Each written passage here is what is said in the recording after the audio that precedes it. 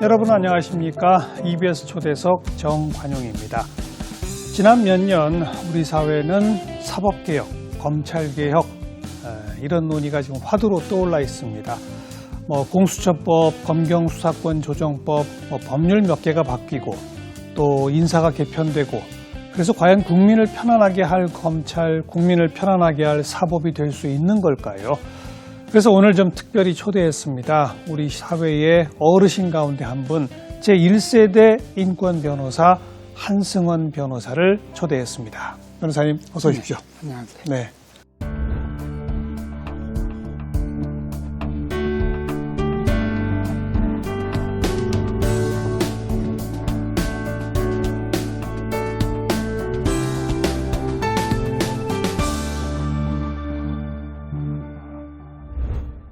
건강하시죠? 예, 적군 하향 곡선이 저를 보이는데요. 예. 괜찮습니다. 건강하셔야 됩니다. 예, 감사합니다. 네. 방금 제가 지난 몇 년 우리 사회가 이 사법개혁, 검찰개혁이 화두다. 네, 네. 이런 말씀 드렸는데 네. 좀 잘 가고 있는 겁니까? 큰 틀에서 어떻습니까?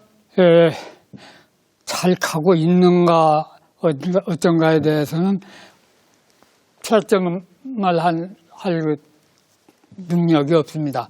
평가하기는 어렵고 그래서 조금 자신의 얘기지만 제가 법치주의에 대한 책을 쓸 때도 이 제목을 딱 단정한 게 아니고 법치주의 어디로 가시나이까 그렇습니다. 이렇게 이제 의문을 제기했습니다. 예.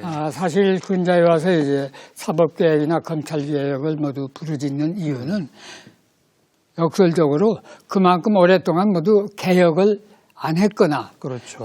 개혁을 떠난 어떤 그 권세, 권위 이런 데 이제 정신을 팔다 보니까 정치를 비롯해서 모든 국정이 조금은 좀 원래의 틀에서 벗어나가고 있었다. 그걸 늦게나마 참 깨달았기 때문에 전례 없이 대법원장 비롯해서 대법관들도 이제 법의 체제 틀 속에 좀 들어가 있고 또 검찰은 또 검찰대로 새삼스러운 것처럼 모든 그 권세를 어떻게 나라를 위한 본래의 목적에 잘 쓸 것인가에 대해서 자기들 내부에서 저렇게 고민을 많이 하고 있는 것 같습니다. 예.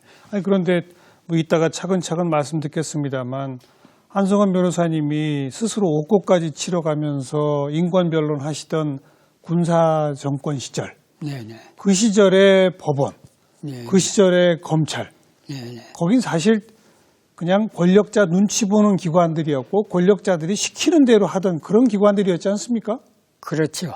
그러니까 법이라는 것은 하향적인 지배수단.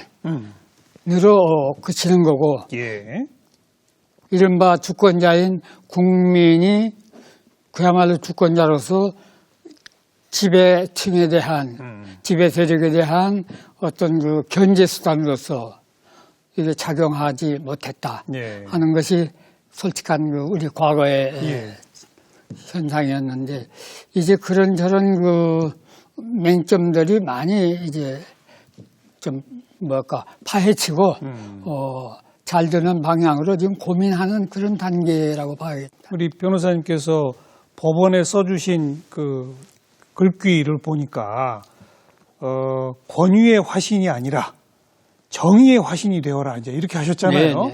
기존의 법원은 그럼 그냥 자기 스스로의 권위의 화신이었던 겁니까?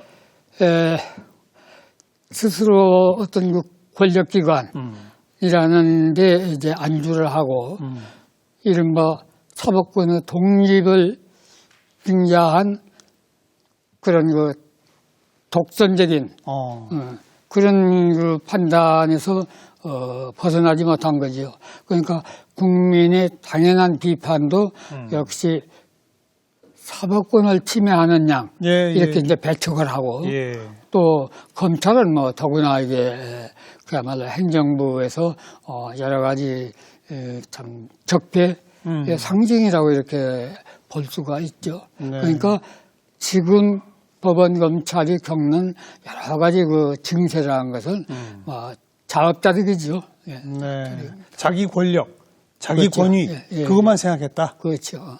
근데 본래는 국민을 위해 봉사하는 기관이어야 한다. 그렇죠. 제 식으로 말하자면 이렇게 하향적인 지배수단으로서의 법률이냐 네. 그게 아니고 상향적인 견제수단으로서 법률이냐 이 둘 중에 하나가 분명해져야지 예. 모든 것이 이렇게 새롭게 개선되지 않을까 이렇게 봅니다. 그러니까 아마 우리 시청자분들이 하향적인 지배수단으로서의 법. 네. 그러니까 권력자가 나는 법대로 나라를 다스린다, 통치한다, 국민들을 통치한다. 이제 이런 어떤 인식인 거고요. 반대로 이 피지배층의 상향식 견제수단으로서의 법. 이것이 뭘 의미하는지를 정확히 지금 이게 귀에 안 들어올 수가 있는데 네. 우리 헌법을 좀 풀어주시면 좋을 것 같아요. 헌법의 구성이 맨 시작이 뭐고 그 다음이 뭐고 그 다음 뭐고 좀 설명해 주시면. 네. 뭐 헌법은 이미 아시는 대로 첫 장 뭐 제1조부터 주권자민의 원칙을 밝히고 있기 때문에 그대로 실천하는 그런 그 헌정다운 헌정을 키워 나간다면은 더 참 뭐랄까 생소한 이런 독재 또 생소한 변태적인 어떤 그 민주주의가 아닌 그런 민주주의 이런 게 나올 수가 없죠. 그런데 아직도 사법이나 검찰은 하나의 그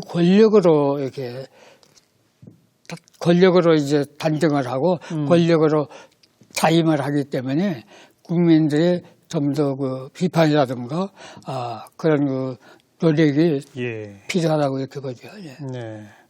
우리 헌법의 처음부터 방금 말씀하신 모든 권력은 국민에게 있다.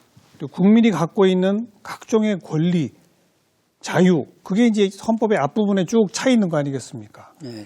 그럼 그 뒤에 이제 대통령부터 시작해서 각종의 정부 기구 등등은 바로 그 국민의 권리와 자유를 어떻게 증진시키고 보장할 것인가라는 그 차원에서 뒤에 소술되어 있는 거 아닌가요? 뭐 그렇죠. 그죠? 예, 예.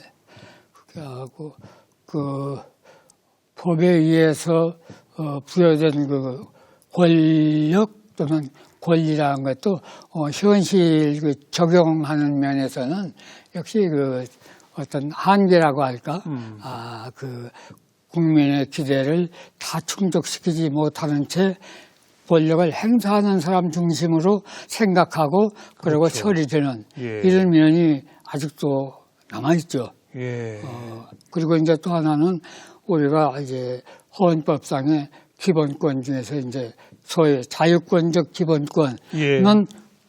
전에 비해서는 어느 정도 좀 성격이 나아졌지만은 소위 말하면 사회권적 기본권이라고 할까? 예. 그 모든 국민이 자유냐 아니냐를 떠나서 과연 사회적으로 평등한가 하는 또 그 모든 그 제약이라든가 국민의 그 의무라는 네. 것은 정말 공평하게 모든 것이 다 이렇게 이루어지고 있는가 하는 그런 면에서는 아직도 좀 불만이 많이 있죠. 그래서요. 그 쓰신 책의 제목처럼 법치주의는 지금 어디로 가고 있습니까? 예. 그래서 저도 그 책 이름을 어떻게 지을까 고민하다가 단정적으로 뭐라고 할 만한 그런 식견이라든가 과단성이 없어서 지금 말씀하신 대로 법치주의 어디로 가시나이까라는 그 의문부로서 예. 이제 끝을 냈는데 예. 바로 그 의문에서 어떤 새로운 법치의 그 논쟁이랄까 또는 탐구가 시작돼야 할 것이다. 이렇게 생각을 합니다. 지금 아직은 갈팡질팡 오락가락입니까? 네. 그래서 이런 오락가락마저 없는 때에 비하면 대단히 난 좋은 현상이라고 봅니다. 네. 모두 이렇게 침묵하고 예. 눈치 보고 이렇게 마음의 문을 닫아놓고 그리고 약자는 계속 약자로서 불평등한 자리를 감수해주고 이런 걸 해서 조용히 있는 사회보다는 예. 좀 걱정스럽고 문제가 있지만 그런 모든 것을 근본적으로 뒤집어 엎기 위해서 조금은 소송도 있고 논쟁도 있고 하는 것은 건설적이라고 이렇게 봅니다. 궁극적으로 법은 약자의 수단이어야 하는데 그렇죠. 현실적으로는 강자의 수단이 되고 있죠. 그것이 이제 바로 법치할 때 법률을 만들고 운영하는 그 담당자가 역시 강자가 전국을 그렇죠. 맡고 있기 때문에 예. 우리가 국민들이라고 할 때 그 피지배자 아예 그 자기 권리를 제대로 이렇게 지키고 네. 거기에 어긋나는 것을 치자에 대해서 이렇게 저항할 수 있냐. 그 점에서는 아직도 좀 부족한 점이 있죠. 네. 권력자들이 심지어 대통령마저도 법에 어긋나게, 법에 위배되게 자기 권력을 행사하면 결국은 감옥 가더라. 탄핵당해서 쫓겨나더라. 우리 그런 걸 그동안 보지 않았습니까? 그렇죠. 대법원장도 법에 위배되게 뭘 하니까 감옥 가더라. 우리 이런 걸 봤단 말이죠. 봤지만 근본적으로는 안 바뀌고 있는 그런 거죠. 그렇죠. 그래도 이제 우리가 책에서만 봤지만은 가령 탄핵이라든가 네, 네. 여러 가지 그 견제 수단을 법에 있는 그대로 정말 이렇게 실천해 가면서 그렇죠. 국정이라고 할까 헌정이 어느 정도 이렇게 나아져가고 있는 것만 틀림없습니다. 그냥 뭐 공수처가 어떻고 수사권이 어떻고 그런 뭐 하나하나의 현안보다는 큰 역사적 흐름에서 보자. 이런 말씀 역시 어르신다운 표현이십니다. 예. 네. 그렇습니다.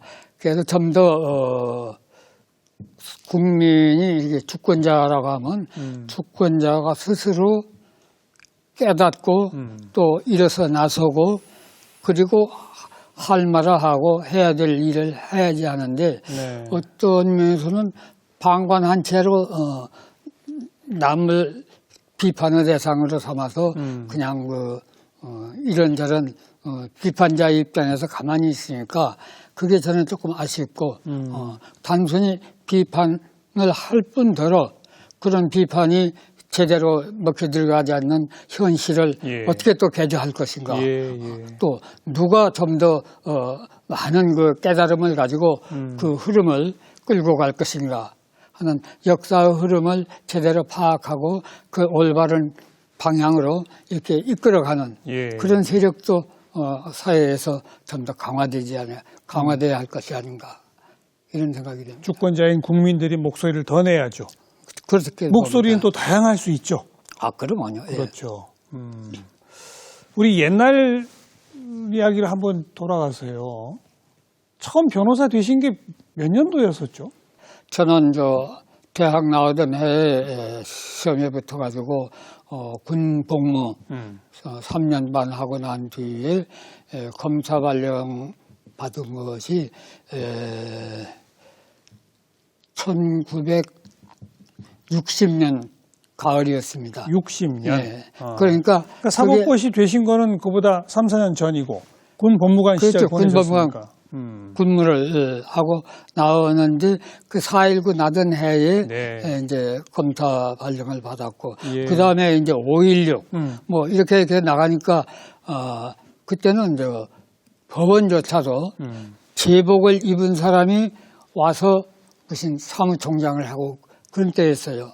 그냥 검찰은 더욱 말할 것도 없고. 제복이라면은 군복 말씀이세요? 그렇습니다. 예. 검찰이 또 군 법무관 하던 사람이 올라와서 옮겨와서 검사장도 하고 이러던 시대에 제가 검사 생활을 한 5년 했습니다. 네. 그 전에 사법고시 보실 생각은 뭐 어려서부터 법관이 되고 싶으셨어요? 처음엔 제가 그 학교 선생님 되고 싶었는데 사범학교 시험에 이제 떨어지고 그러셨어요? 예, 그렇습니다. 그 다음에는 방송국 아나운서 시험을 쳤는데 정말요? 그것이 떨어졌습니다. 어느 방송국이에요? KBS입니다. 아나운서 되시려고 하셨어요? 예, 그때. 오. 그래서 어쨌든 떨어지고 그 다음에가 이제 언론인이었어요.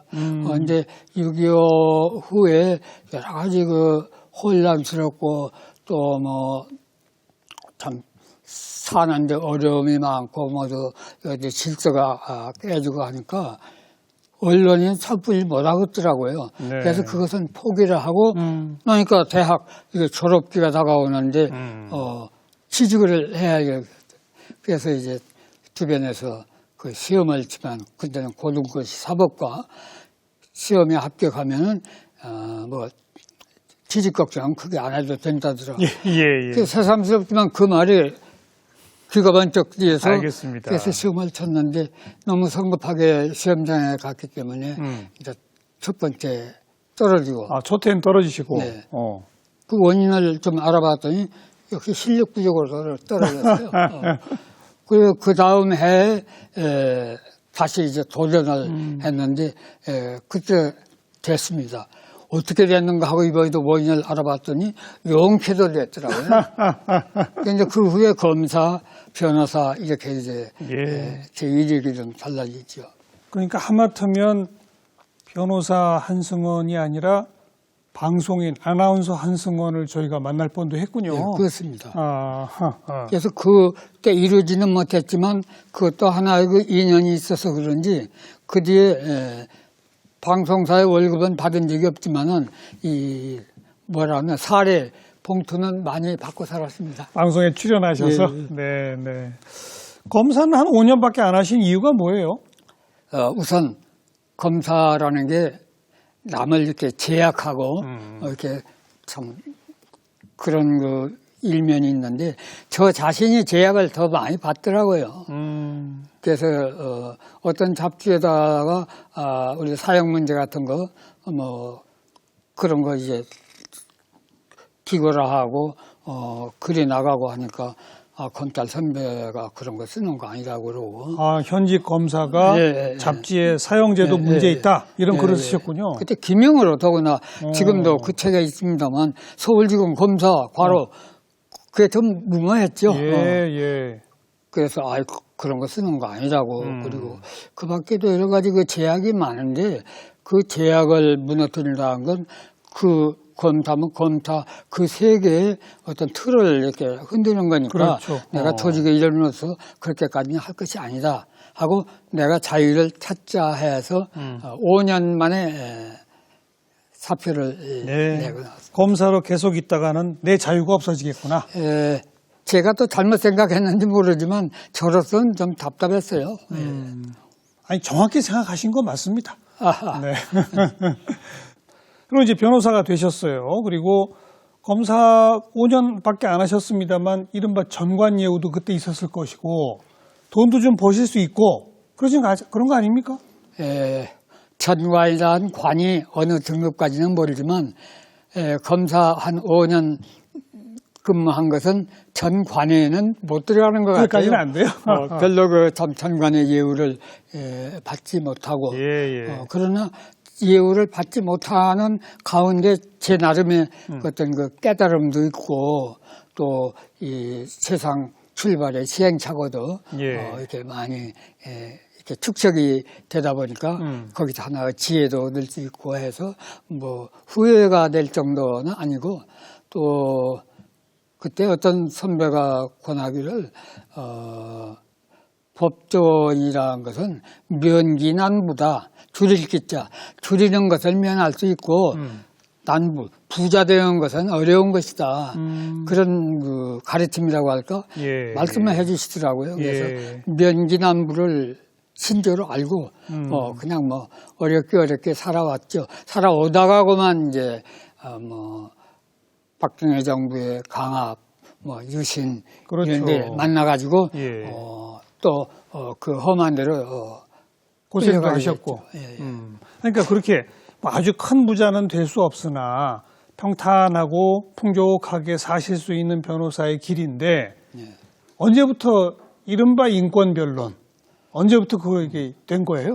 그런데 바로 지금 말씀하신 그런 평안한 가운데 그냥 생활에 큰 불편 없이 사는 그런 걸 제가 바랐어요, 사실은. 예. 그런데 그게 그렇게 그 자기 생각한 대로 되는 게 아니더라고요. 글쎄요. 네, 세상이 바뀌는데 그 세상에서 완전한 탈출은 할 수가 없어요. 일시적으로 이렇게 피신은 해도.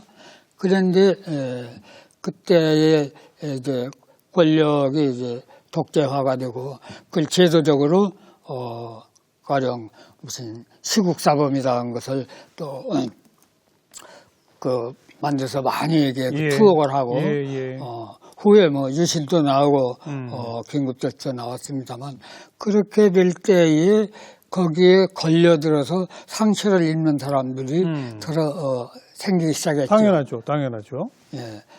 그리고 근데 그렇게 걸려서 상처 입는 사람들을 변론해 줄 사람이 없었어요? 그러니까 그 점이 이제 제가 다 말씀을 드릴 건 아니지만은 생각지도 않은 분들이 제 사무실 찾아와서 여러 가지 그 호소를 하고 뭔가 고통을 고민을 좀 같이 해달라 하는 걸 보면은 권력이 이렇게 눈 흘기는 그런 그 사건 변호를 이렇게 쾌히 응하지 않은 그렇죠. 그런 분들이 상당히 있었던 것 같습니다. 그러니까 저는 변호를 결코 잘해서가 아니라 남들은 안 하겠다고 하니까 변호인이 있어야지 가서 접견도 하고 또 무슨 얘기도 좀 듣고 유리한 것도 좀 챙기고 하는데 그러다 보니까 제가 잘해서가 아니라 들어갈 선수가 모자라니까 그냥 한 거지요. 처음에는 한 1, 2년이면 이제 이런 세상 끝나겠지 했는데 그게 1년이 아니죠. 거기에 공이 2개, 3개가 붙더라고요. 맨 처음에 맡으신 게 소설가 남정현의 분지 필화 사건 맞죠? 예. 그게 어떤 사건이었죠? 예, 그게 사실은 제가 검사직을 그만둔 65년에 일어났는데 저는 이제 66년, 67년에 그 사건을 이제 맡고 나섰습니다. 네. 그 골자는 그랬죠. 그 남정현이라는 작가의 소설가가. 그 단편 소설인데 예. 그 홍길동의 10대 손가되는 홍만수라는 사람이 자기 어머니를 겁탈하고 자기 여동생을 또 이렇게 농락하는 미군 병사에 대해서 앙심을 품고 그 미군 병사 부인이 한국에 왔을 때 보복으로 그 능욕을 한다. 이렇게 이제 스토리를 그런 이야기인데 그러니까 그건 반미는 즉 영공이다. 하지만 미군이나 미군 가족 그렇게 공격하고 해방 후에 남한에 들어온 미군이 일반적으로 그런 일을 많이 한 걸로 이렇게 인상지어지거든요. 그러니까 이것은 그냥 개인의 문제가 아니라 이건 반미 용공이다. 해서 그 용공 반공법 위반. 반공법 위반으로 기소가 된 거죠. 네. 그 사건을 맡게 되신 배경은 뭘까요? 왜 그분들이 우리 한 변호사님을 찾아왔을까요?